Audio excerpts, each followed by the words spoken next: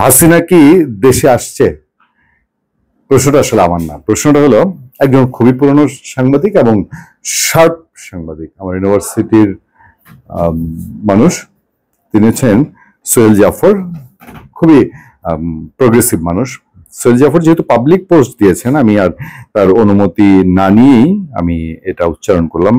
কেন উনি দিয়েছেন? সোহেল জাফরের আইডিতে অসংখ্য কমেন্ট আছে, আমি সেসব কমেন্ট দিয়ে আপনাদেরকে বিভ্রান্ত করতে চাই না। ব্যাপারটা হয়ে গেছে কোথায় জানেন? ব্যাপারটা হয়ে গেছে প্রথমে গত বছরেই শেখ হাসিনার দিক থেকে তার লোকজন, যারা তার অনুসারী অনেকেই, তারা সোশ্যাল মিডিয়ার মাধ্যমে প্রথমে এটা ঘোষণা দেয় যে মার্চ মাসে শেখ হাসিনা আবার বাংলাদেশে ঢুকবেন। এবং দেখবেন যে একটা গুঞ্জন বলি, একটা সিচুয়েশন বলি, এটা কেউ প্রচার না করলেও এই গভর্নমেন্টের ভেতরে যারা আওয়ামী লীগ বিরোধী শিবির বা গভর্নমেন্টের আশেপাশে রাজনৈতিক নতুন শক্তি, আমি খুব ক্লিয়ার কাট বললে ছাত্র সমন্বয়ক, তখন বৈষম্যবিরোধী ছাত্র আন্দোলনের ব্যানারে এনসিপি হওয়ার আগেই তারা কুমিল্লা বর্ডার রীতিমতো পাহারা দিতে গেছে যে ত্রিপুরা দিয়ে সব আওয়ামী লীগ ছাত্রলীগের লোকজন এবং নেতৃত্বে শেখ হাসিনা ঢুকে যাবে, এরকম একটা ব্যাপার ছিল। কিন্তু এখন সিচুয়েশনটা খুব ডিফিকাল্ট। ডিফিকাল্ট কোথায় জানেন? ডিফিকাল্ট হচ্ছে, আপনারা তো জানেন, আমি বেশ কয়েকবার রেফারেন্স দিয়েছি যে মানব জমিন সম্পাদক মতিউর রহমান চৌধুরী একটা খুবই বম্বাস্টিং রিপোর্ট ছেপেছেন যে বার্গেনিংটা দুইটা বড় পরাশক্তি শেখ হাসিনার সঙ্গে করছে, যে রিফাইন্ড আওয়ামী লীগ, শেখ হাসিনা ছাড়া আওয়ামী লীগ, আর শেখ হাসিনা গো ধরে আছে যে না, শেখ হাসিনা ছাড়া আওয়ামী লীগ না, অথবা শেখ পরিবার বিহীন আওয়ামী লীগ না। এই যে এসবের মধ্যে দিয়ে দেশের ভিতরে কিছু লক্ষণ, কূটনীতিকদের খুব ছোটাছুটি, ধাপাধাপি, এই সমস্ত ধাপাধাপি আপনি আওয়ামী লীগকে যেই রিফাইন্ড মোডে আনেন কেন, সেই রিফাইন্ড মোডের মধ্যে শেখ পরিবার চলে আসবে, শেখ হাসিনা চলে আসবে, যতদিন তিনি বেঁচে আছেন।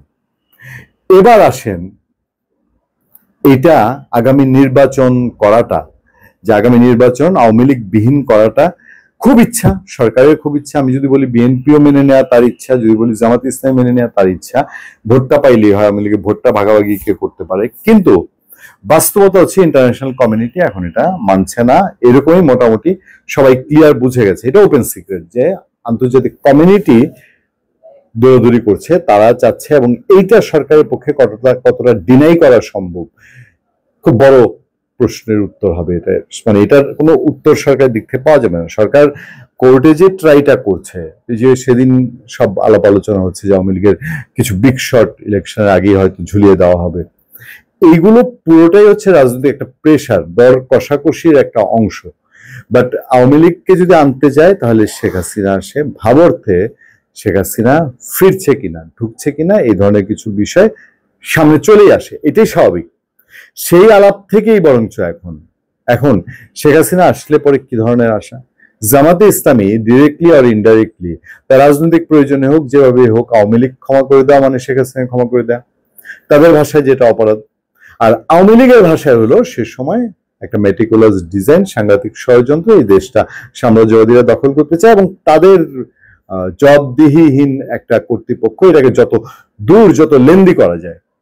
এবং বাংলাদেশে যেহেতু বাংলাদেশের মানুষ কখনোই একেবারে নতজানু না, পাশে আবার ইন্ডিয়ার তার একটা ইন্টারেস্ট আছে, ফলে এই প্রশ্নটা কিন্তু ঘুরে ফিরে আগামীতে অ্যাটলিস্ট নভেম্বর মাসে অনেক বেশি জোরালো হবে বলেই আমাদের সোহেল জাফরি হয়তো প্রশ্ন তুলছেন যে শেখ হাসিনা ফিরছে কিনা। ফিরছে কিনা বলতে কোথায় ফিরছে?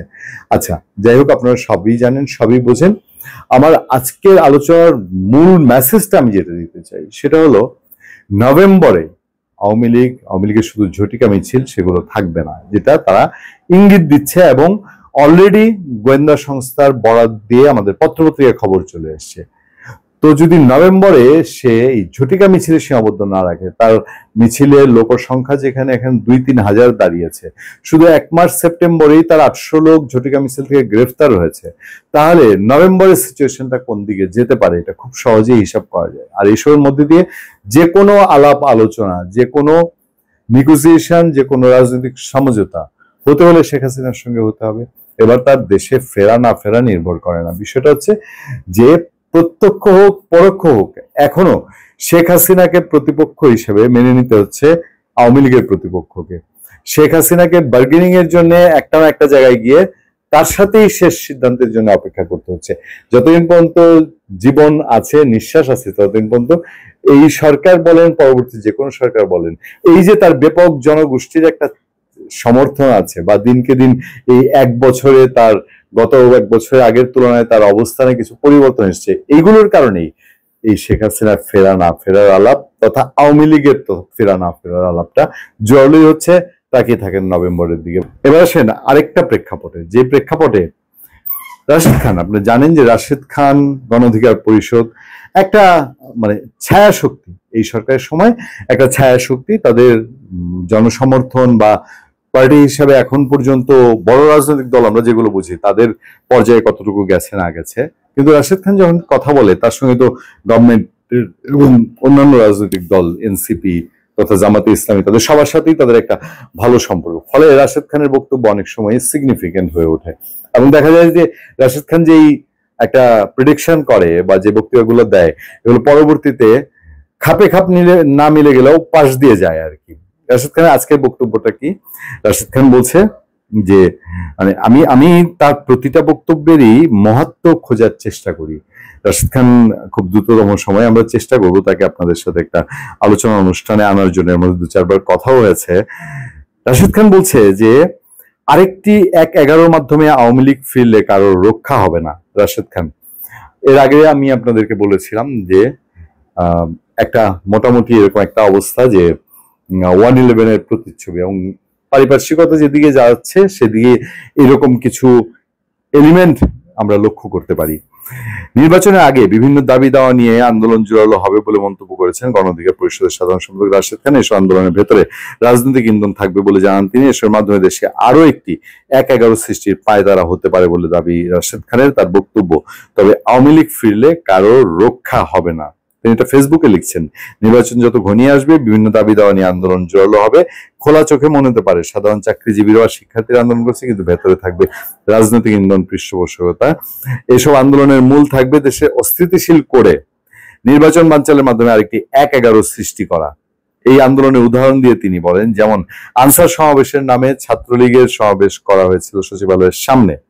সাধারণ আনসার সদস্যদের অধিকার আদায়ের কথা বলা হলেও এটাকে রাজনৈতিক উদ্দেশ্যে ব্যবহারের ষড়যন্ত্র ছিল, যেটা পরবর্তীতে সাধারণ আনসার সদস্যরাও বুঝতে পেরেছেন। ঠিক এখন বা সামনে যত আন্দোলন হবে তার মধ্যে রাজনৈতিক উদ্দেশ্য থাকবে। ভারত আওয়ামী লীগ সামাজিক আন্দোলনকে কাজে লাগিয়ে দেশকে অচল বা ব্যর্থ করতে তৎপর। আমরা কি সেই সুযোগ দেব? প্রশ্ন। আচ্ছা, এরকম দীর্ঘ একটি পোস্ট তিনি দিয়েছেন। বারবার তিনি 111-এর হাতছানির কথা বলেছেন। মানে কি, এসবের সবকিছুর পেছনেই ওই যে আওয়ামী লীগ আতঙ্ক, আওয়ামী লীগ কিভাবে আসলো না আসলো, এই টেনশন, এই দুর্ভোগ, এইসব চিন্তার মধ্যেই তারা আছেন। ভালো থাকবেন, সুস্থ থাকবেন। আপনার সাথে আমি আতিক রহমান, পূর্ণিয়া।